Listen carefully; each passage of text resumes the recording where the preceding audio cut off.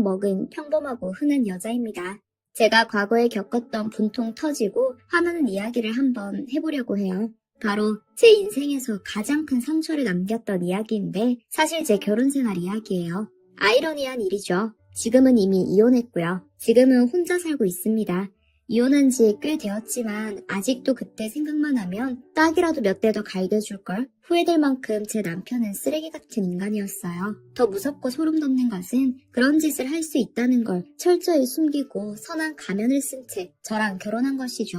아니면 제 눈이 낮았거나요. 저는 대학 졸업을 하고 취직해서 일하던 도중 직장 상사의 소개팅으로 남편을 만나게 되었습니다.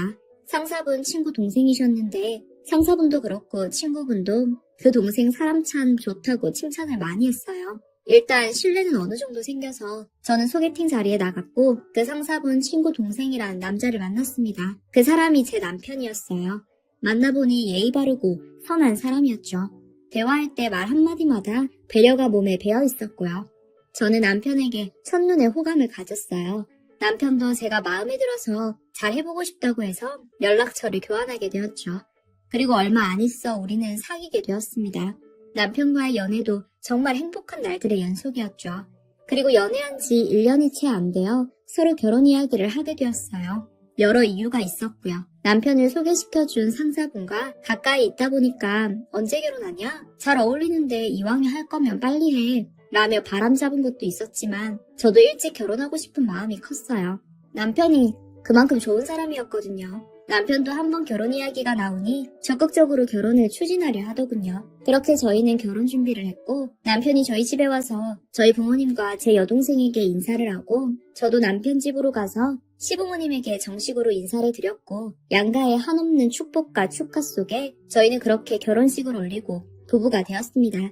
결혼 생활은 행복했어요. 시부모님은 잔소리 많은 분들도 아니셨고 너희 부부 일은 너네가 알아서 해라 라는 주의셔서 저희 살림에도 하나 간섭 없으셨고요. 전 시댁복도 타고났다 싶었죠. 남들 하는 만큼 자잘한 부부싸움도 하고 그러다 화해하고 알콩달콩 잘 지내면서 그렇게 평범하게 신혼생활을 했어요. 신혼생활이 어느 정도 지나고 나서 저와 남편 둘 다 아이를 원하게 되었습니다. 둘 다 아기랑 어린 아이들 좋아해서 시누이네 4살짜리 조카도 자주 돌봐주고 같이 놀러 다녔거든요. 그래서 어느 정도 시간이 흐르니 이제 우리 둘이 잘 놀았다 싶어서 임신을 계획하게 되었죠. 남편도 저도 건강에는 자신이 있었습니다. 담배 전혀 안 하고 저희 회사 사람들이 그렇게 술 즐기는 사람이 없어서 술 마실 일도 별로 없었어요. 그냥 회식 가면 형식상 한두 병 시켜놓고 팀원들도 형식상 한 잔씩 마시는 정도였죠. 임신을 준비하면서 서로 건강검진 다 했고 다행히 저도 남편도 아주 깨끗하고 건강하다고 나왔습니다. 이제 임신을 해도 되겠다 싶었어요. 그날부터 날짜도 잘 계산하고 영양제도 잘 먹으며 테스트기를 사다가 날짜 맞춰서 테스트를 해봤어요. 그런데 결과는 번번이 한 줄이더군요. 저랑 남편은 마음이 불안해져 갔습니다. 양가 부모님들도 둘 다 건강한데 왜 그러냐며 걱정하셨어요. 전 그런 부모님들 모습을 보며 더 초조해졌죠. 전 남편에게 우리 혹시 둘 중 한 명이 불임이 아닐까? 검사 다시 받아보는 게 어때? 하고 물었고 남편도 동의했어요.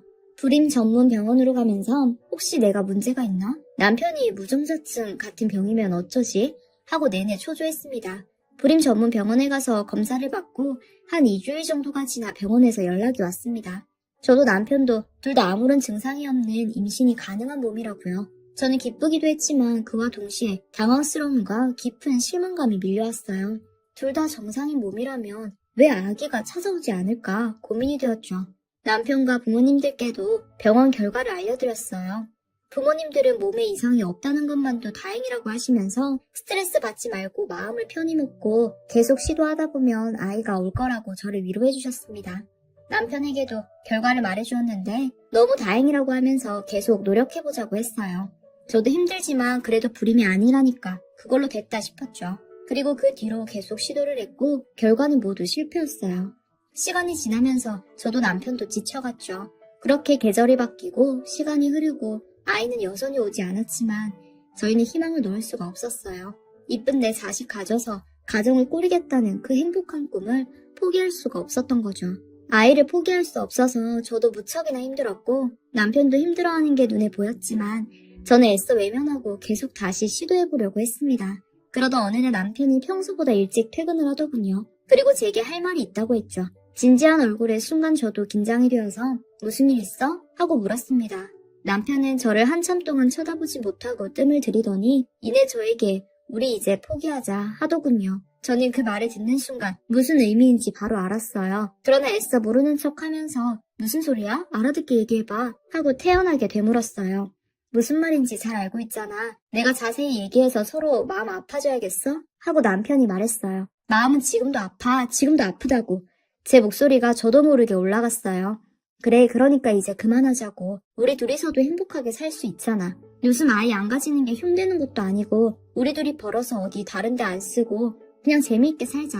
그럴 수 있잖아. 솔직히 지금 너도 나도 힘들잖아. 지금까지 다 번번이 실패하고 전혀 성공할 기미가 안 보이는데 너 힘든 것도 알지만 나도 너무 힘들어. 이러다 우리 사이까지 나빠지게 생겼잖아. 이제 그만하자, 응? 남편 말을 듣는 동안 저는 울면서 화를 냈어요. 남편도 괴로운지 한숨만 내내쉬고요. 아니 자기야, 내 말 좀 들어봐. 저번에 병원 가보니까 10년 동안이나 치료받고 노력해서 성공한 엄마도 있대. 우리도 계속 포기 안 하면 성공할 수 있잖아. 저는 거의 애원을 하고 있었어요. 지금도 힘들어서 오랜 시간 고민하다 말하는 거야. 그런데 10년을 이렇게 힘들게 지내자고? 나는 그렇게 못하겠어. 못 버티겠다고. 남편 말에 저는 화가 났지만 사실 아무 반박도 할 수는 없었어요. 남편이 말하는 게 다 사실이었으니까요. 저도 힘들었고 남편도 힘들어했고요. 제가 애써 묻어두고 외면하려 했을 뿐이죠. 저는 한참을 그렇게 울기만 했어요. 남편은 일단 진정하고 잘 생각해봐. 생각 정리되면 그때 다시 이야기하자 하고 저를 달랬습니다. 몇 날 며칠을 우울하게 회사에서도 일이 손에 제대로 잡히지 않은 채 보냈어요. 마음속에서 두 가지의 마음이 싸우고 있었죠. 너무 괴로웠지만 제 결정은 서서히 남편에게로 기울게 되었어요. 오기도 전에 이렇게 저를 지치게 만든 아이보다 지금 그리고 앞으로 내 옆에 있을 남편이 더 중요하다 생각이 든 거죠. 그렇게 일주일 정도가 지나고 남편에게 말했어요. 그래, 아이 포기하자. 그냥 다 내려놓자. 그러다 보면 어느 날 갑자기 깜짝 선물처럼 기적이 일어날지도 모르잖아. 일단 지금은 우리 둘만 생각하자. 울면서 말했습니다. 남편은 정말 잘 생각했어, 당신. 그리고 우리 둘이 가장 중요해. 우리만 행복하면 돼. 하고 절 안아주었어요. 물론 말은 그렇게 했지만 한 번의 미련을 털어내는 것은 쉽지 않았습니다. 남편에게 내색 안 하고 다 털어버린 척 했지만 한동안은 마음이 괴롭고 힘들었어요. 길 가는 아이들을 보면 눈물부터 나왔고 나는 저런 기쁨을 절대 누리지 못하겠지 하는 생각에 박탈감도 들었고 여자로서 뭔가 빼앗긴 것 같았습니다. 그래도 시간이 약이라던 옛말이 맞았던지 하루 이틀, 일주일, 한 달 시간이 지날수록 마음은 점점 나아졌어요. 그리고 저는 주말마다 미혼모 센터에서 봉사활동을 시작했습니다. 그곳에 어린 엄마들 형편이 어려워 버려진 아기들을 돌보고 도우면서 제 마음도 위로를 많이 받았어요. 아기들 보는 것도 처음에는 가슴이 아팠습니다. 그러나 시간이 지나며 나아졌고 그저 이쁜 것들만 보이더군요.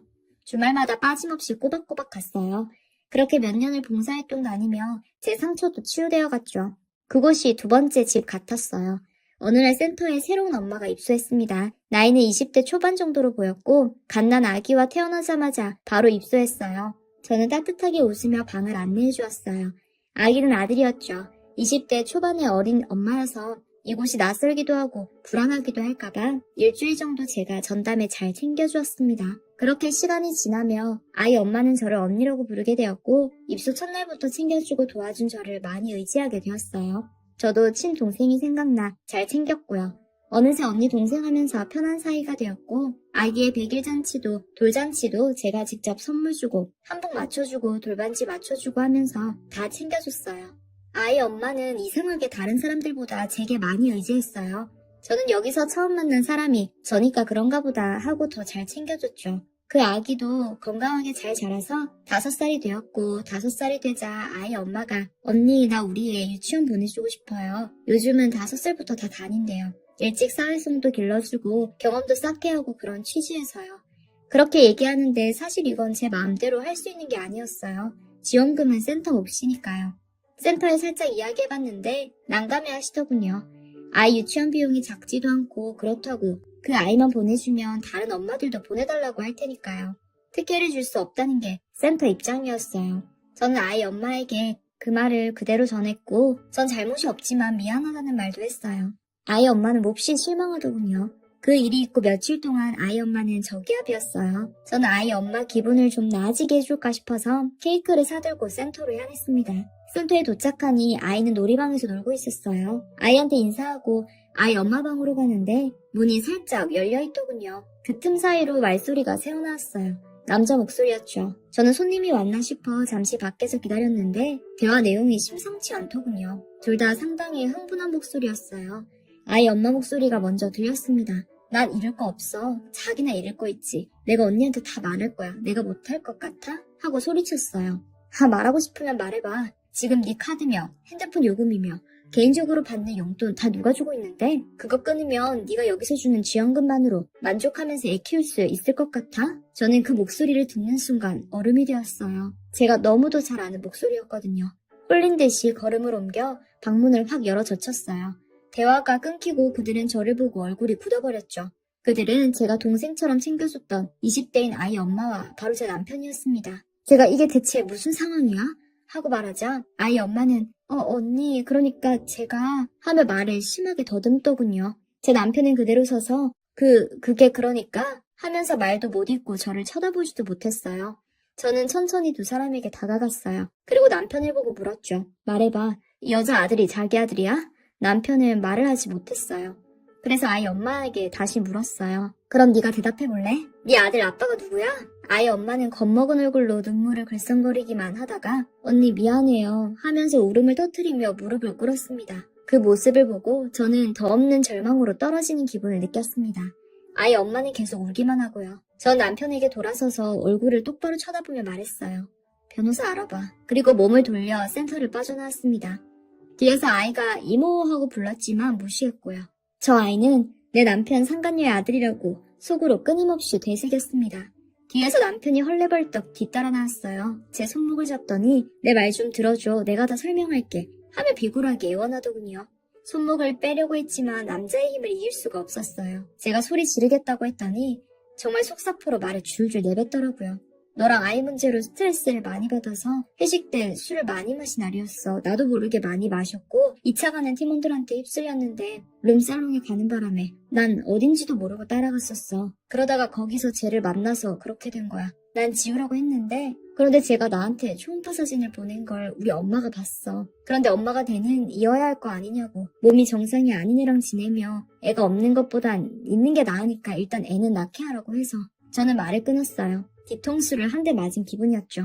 어머님이 그러라고 하셨다고? 어머님도 알고 계셨던 거야? 남편은 고개를 끄덕였어요. 어이가 없었죠. 그런데 제 마음을 건드린 말은 그게 아니었어요. 내 몸이 정상이 아닌 얘긴 뭐야? 나 몸 정상이야. 제 외침에 남편이 쭈뼛대며 말했어요. 충격적인 이야기를 해주었죠. 사실 그게 그때 너한테 연락 가기 전에 병원에서 나한테 먼저 연락이 왔었어. 아내분이 불임으로 결과가 나왔는데 남편분께 먼저 말씀드려야 할 것 같다고. 근데 이 사실을 너에게 말하면 너가 너무 슬퍼할까봐 내가 일단 아내한테는 정상이라고 말해달라고 부탁했어. 그래서 너한테 그렇게 연락이 간 거야. 믿었던 사람.